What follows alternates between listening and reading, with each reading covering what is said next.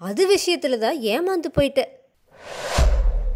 பாம்போட சீரல் போன்ற அந்த சத்தத்தை பரஞ்சோதி கவனிச்சாரு.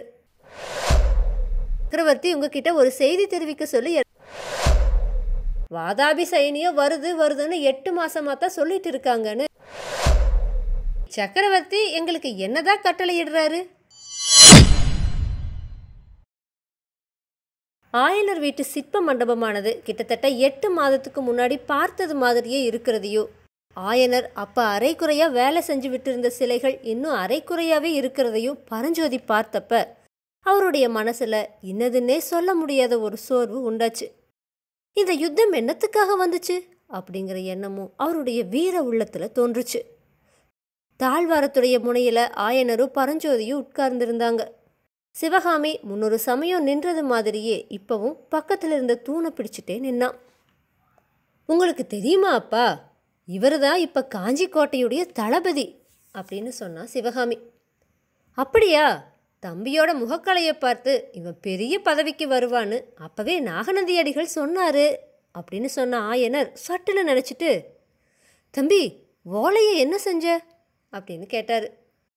ஐயா, அது விஷயத்துல தான் ஏமாந்து போயிட்டேன்.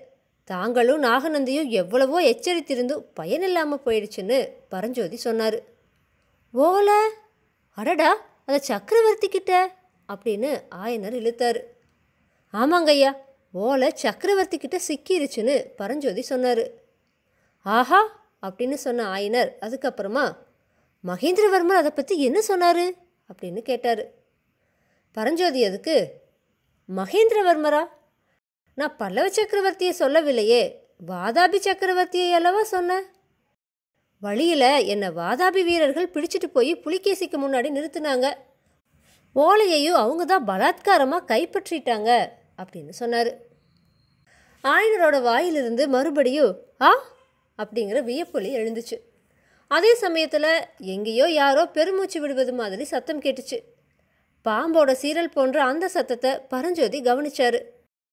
ஆனால் ஆயனரோ இல்லை சிவகாமியோ அதை கவனிக்கலை. சிவகாமி அப்போ வாசற்பக்கத்தை உற்று நோக்கிட்டு இருந்தா. அங்கே உள்வாசற்படிக்கு பக்கத்தில் நின்ன கண்ணபிரான் சிவகாமியை நோக்கி ஏதோ சமிக்ஞை செஞ்சுட்டு இருந்தான். தம்பி, உண்மையாகவே நீ வாதாபி புலிகேசி சக்கரவர்த்தியை பார்த்தியா அப்படின்னு ஆயனர் வியப்போடு கேட்டார். ஆமாங்க ஐயா, அதோ அந்த புத்த விக்கிரகம் உள்ள தூரத்தில் தான் வாதாபி சக்கரவர்த்தி இருந்தார் அப்படின்னு பரஞ்சோதி சொன்னார். சரி, சக்கரவர்த்தி என்ன சொன்னாருன்னு ஆயனர் கேட்டார். யாருக்கு தெரியும், நான் அறியாத பாஷையிலெல்லாம் அவர் பேசினாரு.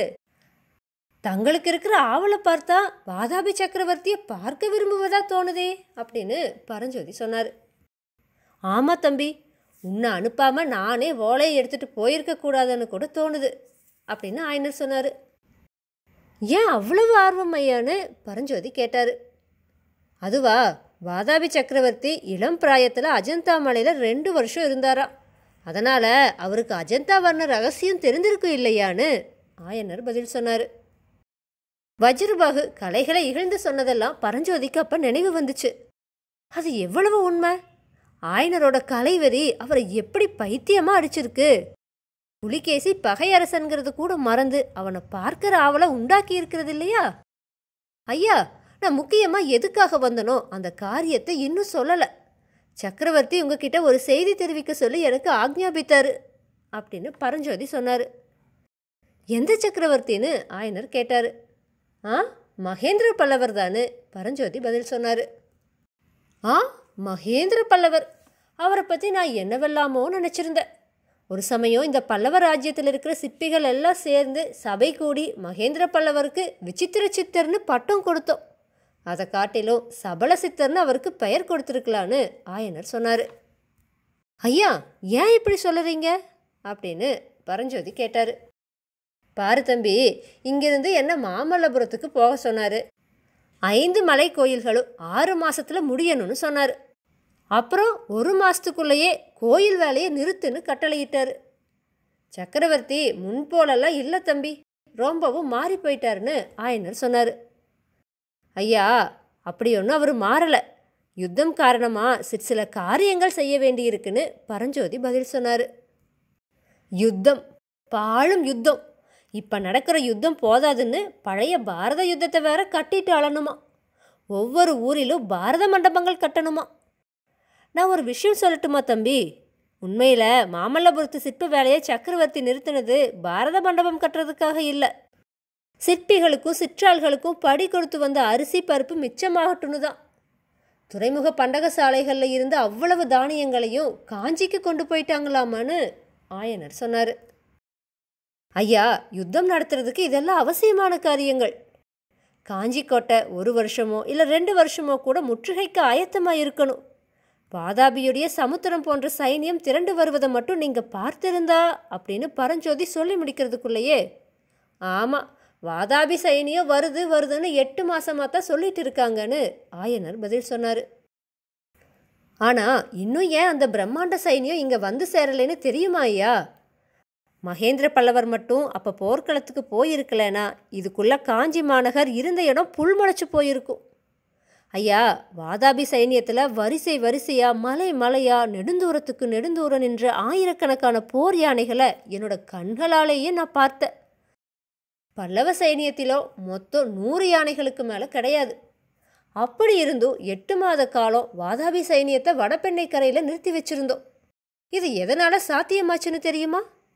பாரத யுத்தத்தில் பஞ்ச பாண்டவர்களோட வெற்றி ஸ்ரீ கிருஷ்ண பகவானுடைய அறிவு பலத்தினாலும் அர்ஜுனனுடைய வில்லோட வீரத்தினாலும் சாத்தியமாச்சு. இந்த நாளில் கிருஷ்ண பகவானும் அர்ஜுனனும் ஒரே உடம்புல மகேந்திர பல்லவராக அவதரிச்சிருக்காங்க ஐயா அப்படின்னு பரஞ்சோதி சொன்னார். தம்பி, சக்கரவர்த்தி கிட்ட உன்னுடைய பக்தியை குறித்து ரொம்பவும் சந்தோஷம். எனக்கு சக்கரவர்த்தி என்ன சொல்லி அனுப்புனாரு அதை சொல்லு அப்படின்னு ஆயனர் கேட்டார். பரஞ்சோதி அதுக்கு, புலிகேசியுடைய படைகள் வடபெண்ணையை கடந்துருச்சு. வேங்கிய வென்ற புலிகேசியுடைய சகோதரன் விஷ்ணுவர்தனுடைய படைகளும் சேர்ந்துட்டு இருக்கு. இனி அதை வெகு காலம் தடுத்து நிறுத்துறது அசாத்தியம்.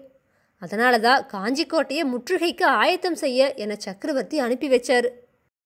1 வருஷமோ இல்லை 2 வருஷமோ முற்றுகை நீடித்திருக்கலாம். அதனால் கோட்டைக்குள்ளிருந்து அனாவசியமான ஜனங்களை எல்லாம் வெளியேற்ற போகிறோம். கோட்டையை சுற்றிலும் உள்ள கிராமங்களில் இருந்தும் ஜனங்கள் வெளியேறும்படி இருக்கும். இது பற்றித்தான் தங்களுடைய விருப்பத்தை தெரிந்து கொள்ளும்படி சக்கரவர்த்தி எனக்கு கட்டளையிட்டார். எதிரி சைனியம் வர சமயத்தில் நீங்கள் இங்கே இருக்கிறது உசிதமாக இராது அப்படின்னு பரஞ்சோதி சொன்னார். ஆஹா, இந்த அரண்ய வீட்டிலே இருந்தும் சக்கரவர்த்தி என்ன துரத்தி விட பார்க்கிறாரா? எந்த ராஜா எந்த பட்டணத்துக்கு வந்தா என்ன போனா என்ன? இந்த காட்டுக்குள்ளே வந்து என்னை யார் எட்டி பார்க்க போகிறாங்க? அப்படியே பார்த்தாத்தா இங்கேருந்து என்னத்தை எடுத்துகிட்டு போக போகிறாங்க? இந்த கற்சிலைகளையும் கல்லுளிகளையும் வேணும்னா கொண்டு போகட்டும், சுவரில் எழுதுன சித்திரங்களை வேணும்னாலும் சுரண்டிட்டு போகட்டுமே அப்படின்னு ஆயனர் சொன்னார். ஐயா, நீங்கள் ஏதோ கோபத்தில் பேசுகிறீங்க. பல்லவ ராஜ்யத்துக்கு எப்பேற்பட்ட ஆபத்து வந்திருக்குதுங்கிறத தெரிஞ்சுக்காம பேசுகிறீங்கன்னு பரஞ்சோதி சொன்னார். சரி, சக்கரவர்த்தி எங்களுக்கு என்னதான் கட்டளையிடுறாரு அப்படின்னு ஆயனர் கேட்டார். நீங்களும் உங்களுடைய குமாரியும் காஞ்சி கோட்டைக்குள்ளே வந்து இருந்தாலும் இருக்கலாம், இல்லை சோழ நாட்டுக்கு போய் தங்களுடைய சிநேகிதரான நமசிவாய வைத்தியரோடு சில காலம் தங்கி இருந்தாலும் இருக்கலாம். திருவெண்காட்டுக்கு போவதா இருந்தால் தக்க பாதுகாப்போடு தங்களை அனுப்பி வைக்கும்படி எனக்கு கட்டளையிட்டு இருக்காரு. தங்களுடைய விருப்பம் எதுவோ அப்படி செய்யலான்னு பரஞ்சோதி சொன்னார். சிவகாமி, நீ என்னம்மா சொல்லற அப்படின்னு ஆயனர் கேட்டு திரும்பி பார்த்தாரு.